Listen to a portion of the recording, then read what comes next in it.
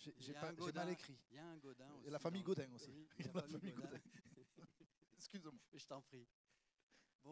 Bonjour à tous. Alors, prendre la parole à 14h15 après avoir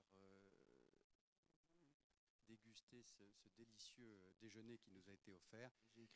C'est pas simple parce que c'est un challenge, parce que vous êtes en période de digestion. Donc, ce que je vous propose, c'est un rapide quiz. L'Internet, ça existe depuis quand? Quelle année?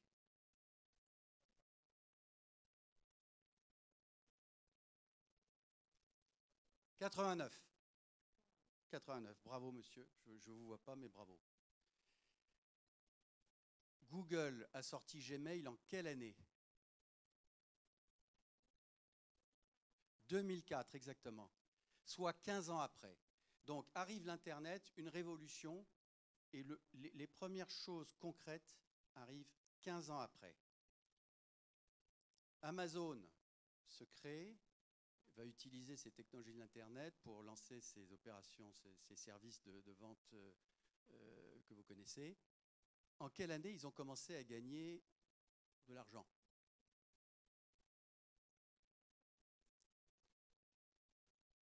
Pas loin.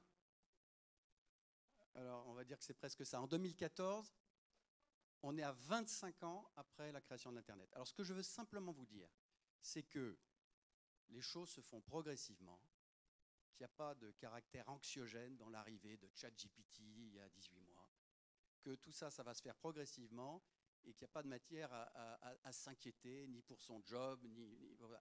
L'IA, aujourd'hui, c'est quelque chose à la mode.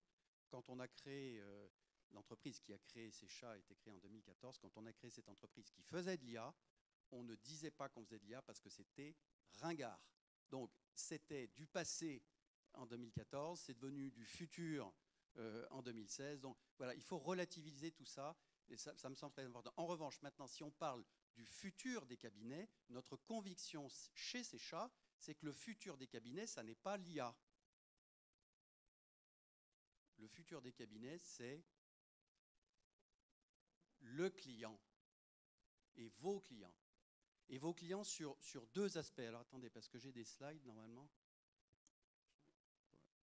Le client sur deux aspects. Vous avez des clients, le premier aspect, c'est le quotidien dans la relation que vous avez eue avec lui ou avec eux sur la production de services, la production de ce service. C'est une relation qui est très coûteuse. Il y a certains cabinets qui m'ont expliqué que des collaborateurs passaient jusqu'à 20% de leur temps à rechercher, à réclamer des pièces justificatives pour pouvoir passer des écritures. Parce que vous ne pouvez pas, c'est une profession réglementée, vous ne faites pas des écritures comme ça, il faut des justificatifs. Donc c'est très coûteux, et ça c'est un vrai sujet, c'est le sujet de la relation client au quotidien. Et puis il y a une deuxième relation client qui est en train d'émerger de manière significative. Tout à l'heure, Michael nous expliquait que son expert comptable, il fait beaucoup de choses. Il fait les AG, il fait les rapports RSE, voilà. Il lui délègue un certain nombre de choses. Et c'est bien. Et ça, c'est probablement le futur des cabinets. Donc, attendez que je trouve. Voilà, ici. Voilà. Aujourd'hui, la tenue de compte est l'activité principale des cabinets. Et on ne va pas se mentir, comme dirait ma fille, ça n'intéresse pas, la tenue de compte n'intéresse pas les clients. Ce qui va les intéresser, c'est autre chose. Mais en revanche, la tenue de compte intéresse toute l'économie d'un pays, elle intéresse l'État, elle intéresse toute la nation, parce que grâce à vous, on n'est pas dans la situation des Grecs en 2008. Parce qu'on calcule correctement l'impôt, on a des comptes qui sont bien tenus, donc c'est une mission essentielle que vous avez. Et je souhaite pour l'économie et pour le pays que vous conserverez ça, et je n'en doute pas. Ça représente 65% de l'activité. Il y a beaucoup de difficultés de recrutement. Certaines études démontrent qu'il y aurait 75% des tâches potentiellement automatisables. Elles ne sont pas toutes automatisées aujourd'hui, mais il y a un potentiel très important. Alors, j'ai rajouté de nouveaux entrants potentiels. Moi, j'y crois pas trop. Je ne vois pas comment on pourrait confier à des banquiers la tenue de compte ou à des éditeurs. Mais enfin, on voit bien qu'il y a des mouvements de ce côté-ci. Donc, l'enjeu numéro 1, c'est réduire les coûts de production pour vous, la production de ce service essentiel. Et puis de l'autre côté, vous avez des besoins des clients. Et les besoins des clients, que ce soit une TPE ou une multinationale, elle a les mêmes besoins. Elle a besoin de restitution claire et compréhensible tout au long de l'année. Elle a besoin de conseils en gestion. Elle a besoin d'externaliser des processus administratifs parce qu'elle ne sait pas les mettre en œuvre. Elle n'a aucune capacité à le faire et il vaut mieux qu'elle l'externalise. Donc l'enjeu numéro 2, développer les missions complémentaires. C'est à partir de cette idée-là, de ces convictions qu'on a, que l'avenir du cabinet, c'est le client, qu'on a imaginé Secha. Alors, Secha, qu'est-ce que c'est? C'est un outil SaaS, en mode SaaS, qui est connecté par API à la quasi-totalité des outils de production comptable. Secha va lire les écritures et les journaux et va produire ici 6 services. Je les ai regroupés avec les barres jaunes que vous voyez en bas. Il y a des services qui ont une dominante plutôt développement de missions complémentaires et des services qui ont comme dominante plutôt la réduction des coûts de production de la tenue de compte. Alors on va commencer par réduction des coûts, collecte des pièces manquantes. 20% du temps pour certains collaborateurs à collecter les pièces.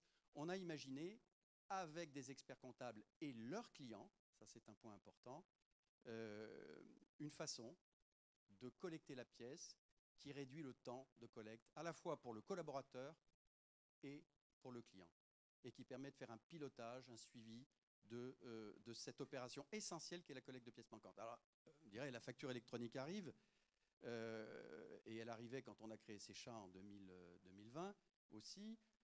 On nous a convaincus et des experts comptables nous ont convaincus que même après la facture électronique, il restera des choses sous les radars et vous faites de la tenue de compte, c'est 100%, hein, c'est pas 95% avec la DGFiP qui vous dira oui, c'est pour les 5% restants, faites comme vous voulez. Non, ça ne va pas se passer comme ça. Donc il y aura toujours ce besoin. Mais il n'y a pas que des besoins de collecte de pièces manquantes de factures clients et fournisseurs, il y a aussi des besoins de collecte de pièces lorsque vous faites par exemple la 2042, lorsque vous faites des bilans patrimoniaux, lorsque vous réceptionnez, enfin vous onboardez pour parler français, donc quand vous intégrez un nouveau client, vous avez besoin de collecter de la data, vous avez besoin de collecter des pièces également. Donc on a imaginé, et ça crée aussi avec un groupe de cabinets d'experts comptables qui en avaient besoin, Secha Forms, qui est un système qui permet aussi de collecter beaucoup plus facilement et de piloter cette collecte. Vous voyez, on est dans le quotidien du cabinet et on résout un problème du quotidien qui entraîne évidemment des délais supplémentaires dans les traitements, etc. Ça, c'est sur la collecte des pièces manquantes. On fait la même chose pour les encours clients-fournisseurs, parce que s'il vous manque une pièce manquante, parfois il vous manque aussi des informations sur les paiements. Vous avez bien les factures, mais il n'y a pas les paiements, vous ne pouvez pas faire passer l'écriture, etc. Sur la partie mission complémentaire, alors la première, et là il y a de l'IA, puisqu'on parle d'IA, il faut en parler. On fait de l'IA évidemment enfin je dis évidemment, non pas évidemment, mais on en fait. L'analyse rédigée, qu'est-ce que c'est? Secha rédige automatiquement, en langage clair et compréhensible, une analyse de l'évolution des indicateurs de gestion du dossier. C'est-à-dire qu'on va traduire la donnée comptable dans de l'information de gestion, qui est la chose compréhensible pour le client. Si je vous donne un exemple, si vous envoyez un tableau de bord avec votre client avec une trésorerie qui n'a jamais été aussi haute depuis 18 mois, avec du vert, en disant bravo, avec des points d'exclamation, super, votre trésorerie est au top. Secha pourrait écrire, votre trésorerie est au plus haut niveau depuis 18 mois, et ça s'explique essentiellement par l'augmentation des encours fournisseurs et de la dette fiscale, par exemple. Donc autrement dit, cet argent n'est pas à vous. Ce n'est pas la même chose. Là, on parle de gestion. On parle de BFR sans parler de BFR parce que le client ne sait pas ce que c'est qu'un BFR, mais on va lui expliquer des choses. Donc ça intéresse vos clients. On fait ces analyses sur le passé, sur un prévisionnel, par rapport à un prévisionnel également. Ça, c'est autant de missions que vous pouvez proposer. Vous proposez déjà des missions sur prévisionnel, mais ce qui va être intéressant, c'est vous construisez un prévisionnel avec vos clients en début d'année et tous les mois, on va avoir l'explication de l'évolution des résultats par rapport à ce prévisionnel. C'est évidemment à partager avec le client, ça peut être commercialisé, ça peut être intégré dans une offre, hein. Beaucoup de nos clients le commercialisent. Le point d'attention, c'est celui du milieu, hein. Je l'ai fait un peu dans des sens différents. Les points d'attention, qu'est-ce que c'est? C'est une fonctionnalité qui consiste non pas à faire de la révision, ça, il y a beaucoup d'outils qui le font, c'est de préparer la révision, c'est-à-dire toutes les choses un peu bizarroïdes qui se passent au fil de l'eau, par exemple un compte d'associé débiteur, un 421 non soldé, c'est des choses qu'il faut quand même regarder. Peut-être le collaborateur doit en parler à l'expert comptable. Et ça serait bien de le traiter au moment où ça apparaît plutôt que d'attendre le moment de la clôture, hein, où vous êtes en tension maximum, pour traiter ça et faciliter la clôture et préparer la révision. Voilà, je crois que je vous ai dit l'essentiel. Ce que je dois vous dire, c'est que nous sommes en train de développer, on va aller un peu plus loin, et je vous dirai ce que va devenir Secha, parce que là, vous voyez comme ça une succession de services. Nous sommes en train de développer une application qui va s'appeler Secha Opportunité, qui va consister à identifier à partir d'un portefeuille d'une 35 missions complémentaires, je crois, complètement documentées.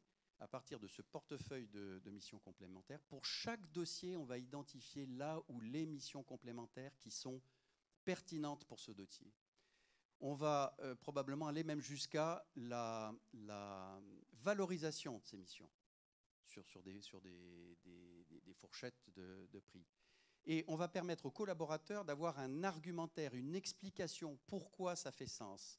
On pourra aller plus loin et on va utiliser l'IA générative pour générer un mail personnalisé. Hein, la question, qu'est-ce qu'on va faire de ChatGPT, des modèles de langage? Ben voilà une application toute simple qui permet de préparer un mail. Voilà. Donc on va accompagner le collaborateur dans une autre relation avec le client que simplement la tenue de compte. Et ça, c'est un élément important. Et on présentera un démonstrateur au prochain congrès à Marseille. Alors, les sous-jacents technologiques. Hein, nous, on fait de l'IA depuis 2014. Je vous montrerai l'histoire de Secha dans le prochain slide. On fait de l'IA depuis 2014. Mais c'est un moyen pour nous, ce n'est pas une fin, hein, c'est qu'un outil. Donc on utilise de l'IA déterministe. Qu'est-ce que c'est que l'IA déterministe? C'est une IA dont les résultats sont auditables, contrairement à ChatGPT. On utilise de l'IA générative, où on n'a pas besoin du caractère auditable du résultat. Hein, par exemple, une analyse sectorielle qui est faite à partir de données de l'INSEE ou de documents de l'INSEE. Là, l'IA générative suffit. On fait du cloud computing, bien sûr. C'est hébergé en France, ça c'est un point important. Et toutes les fonctionnalités de Secha ont été conçues avec des experts comptables et souvent leurs clients. Je crois que j'ai passé mon temps. Attention, il y a le maître du temps là.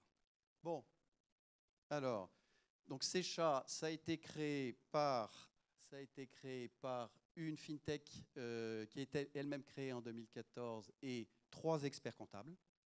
On a créé ça ensemble. Donc, apport de technologie, de conseil et de métier, d'expertise métier. Bon, ça, c'est pas intéressant. Ça, c'est très intéressant. Vous voyez, le lauréat 2022 Eureka. Donc, merci à l'Ordre pour ce prix obtenu à l'unanimité. Et ça a été un booster, pour parler français, aussi dans le développement de notre activité. Pour en savoir plus, secha.expert.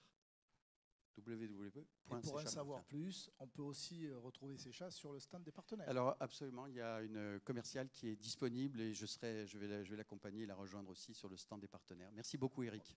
On le remercie. Tu veux venir à côté de moi pour une